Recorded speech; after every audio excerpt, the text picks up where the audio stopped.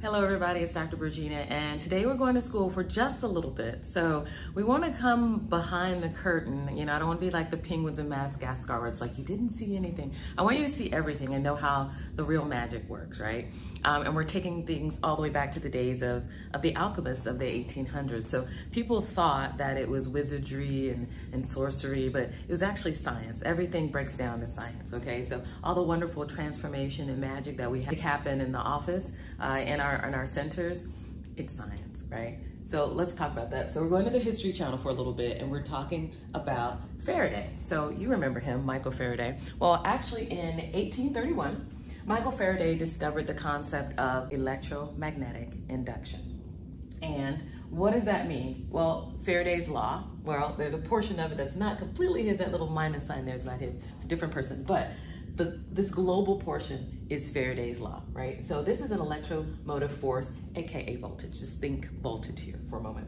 The N is the number of times a coil is wrapped around a bar, for example, or something that's going to produce, you know, think about that alchemy. You take two substances that are different, put them together and make something else. In this case, we're taking things that can induce magnetic pulses and create electricity out of it.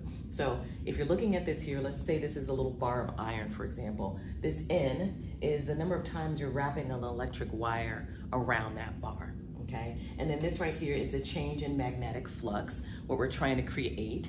I'll draw it out for you in just a moment. And over this is time. So let me jump over here on the other side of the board. So here's our little magnet that we've got, South Pole, North Pole. Here's our little iron bar with a little wire that's wrapped around it. The closer I move this magnet to this bar, what's gonna happen is you're gonna start seeing an electromagnetic force, right? That gets generated. And as you move this magnet closer, if you had a galvanometer right here, or a way to measure voltage, it would actually move depending on how close you got and whether this here is either a north or south pole. If it's a north or south pole, the voltage will you'll either see it go increase or decrease depending on which direction this magnet is flowing, right? And so that, believe it or not, started literally everything as it relates to anything connected to TMS or electromagnetic pulses, where you get the MRI from, where you get the TMS machine from. We're talking about TMS, we'll talk about MRI in just a little bit. But I want you to remember this equation is kind of what set everything off. So first, Michael Faraday discovered this concept of basically using a magnet to induce electromagnetic pulse, right? So you took one thing and turned it basically into something else. This is how you're able to impact the brain, which is basically a giant magnet when you think about it, the neurons and synapses and all, how you're able to take something that is not electricity and induce something electric. You're using a magnet to do it. But I'm jumping ahead of myself, because before that, in 1881, Jacques-Arsène basically said, if I alternate these magnetic fields that I'm producing over here, I can actually create currents in the brain. Now, Faraday didn't quite get there. He basically said, hey, this is my contribution. You know, one plants, one waters, but God gets the increase. He basically said, electromagnetic induction, that's what I'm giving to the field. I'm giving you the understanding that you can take one thing and then create another type of impulse. You can take a magnetic impulse and create electricity out of it. Jacques said, you know, we actually induce this in the brain. And then Beckford and Fleming in 1959 came up with the concept of taking the coil, this coil idea, right? Remember, we're wrapping those wires around that iron. We're taking the coil idea and we're actually making short impulses, very short, brief impulses, and seeing if it can produce a current in the brain. And they were actually able to do that, which is super cool.